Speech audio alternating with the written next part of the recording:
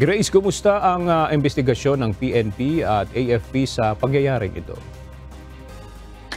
Yes, Aga, sa ngayon nga ay hinihintay ng PNP at AFP ang resulta ng investigasyon upang mabigyan na linaw kung ano ang pinag-ugatan ng kanilang hindi pagkakaunawaan. Nagkasundo ang Philippine National Police, Banawi Ifugao at 5th Infantry Division ng Armed Forces of the Philippines Philippine Army na bumuo ng Board of Inquiry o BOI para tutukan ang pamamaril na ikinasawi ng 3 miyembro ng AFP sa bayan ng Banawi sa Ifugao Province. Ayon kay Major Rigor Pamitan, hepe ng Division Public Affairs Office ng 5th Infantry Division Philippine Army, bubusisiin ng militar at pulisya ang kanilang operational procedure para maiwasang maulit ang insidente.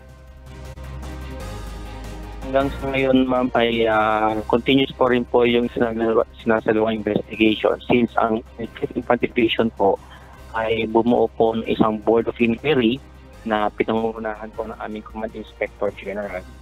So, ang ating pong Board of Inquiry ay nakikipag-ugnayan and nag-cooperate po sa Banawi Police na siyang lead sa investigation nang malaman natin kung ano po talaga ang nag-transpire. Itinuturing naman ng AFP na isang isolated case ang insidente. Sinabi pa ni Pamitan na may family problem ang suspect. Samantala, matapos ang naturang insidente, agad namang nagsagawa ng review ang pamunuan ng 5th Infantry Division sa kanilang protocol at magsasagawa rin sila ng stress debriefing sa mga sundalo. Ito po yung sa mga titinang anggulo ng ating Board of Inquiry kasama po ng kapulisan. Baka meron din pong mental health problem yung ating sapagkat isa rin po talaga sa tinututukan ngayon ng 5th Infantry Division, yung mental health problem ng ating kasunduluhan, maging ng ating mga miyembro ng taas, sapagkat meron din po tayong mga cases before na meron po tayong mga tropa na nag-commit po ng suicide.